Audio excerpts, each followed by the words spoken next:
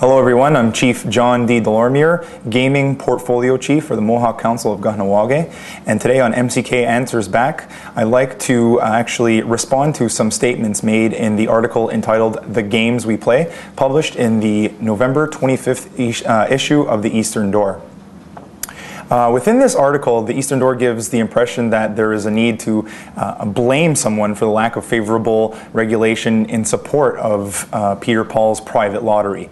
The article also goes on to great lengths to ask why the Kahnawake Gaming Commission, also known as the KGC, didn't regulate on this issue, and I'm quoting, long before the issue existed. And the paper also goes on to state that the MCK is stalling for no good reason. Now, again, as I stated before, I am the MCK Gaming Portfolio Chief. What that entails is not me advocating on behalf of every gaming activity that comes along in this community. I don't do that. What it does mean is that I participate on all Gaming Commission meetings on a non-voting basis. I'm there to relay information from the council table and vice versa. I also make an effort to be informed on every single decision that's made at the KGC in every aspect of gaming. And in the case of the Owistha private lottery, I can say that most of the council chiefs have very major concerns over private lottery. I find it surprising that the Eastern Door also neglected to report on the biggest fact of all. Nowhere in any reputable jurisdiction in the world are private lotteries regulated. This is a common fact, and it would take a quick bit of research, even on the internet, to find out that this does not happen at all.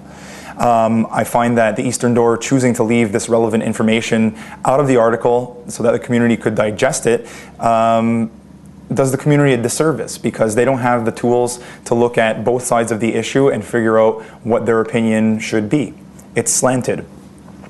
While in many jurisdictions, including Kahnawake, there are different types of gaming that are operated by the private sector. You're talking your bingos, your Nevadas. Lotteries are operated by governments, and that's through various agencies and through special or very specific agreements. And this is a major part of the reason why Kahnawake hasn't created regulations for private lotteries at this time, because nowhere else does it exist, and it's very hard for a government to do that. It's been made clear to the community on numerous occasions that we were in discussions with Mr. Paul on behalf of his Owistha Lottery to find some kind of private-public partnership. We were just not successful because of what I've previously stated about private lotteries, and we tried for the better part of a year and a half to almost 2 years to try and find some way to do this, and it just didn't happen. In another matter, the Eastern Door is insinuating that Mr. Paul, who was previously a council chief, was responsible in some way for the current proposed casino project.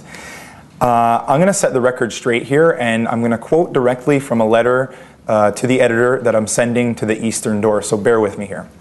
I wish to clarify that after seemingly endless discussions on revenue generation, MCK Associate Director of Finance Ryan Rice advised Chief and Council to consider a casino in order to address the real financial concerns that are happening within the community.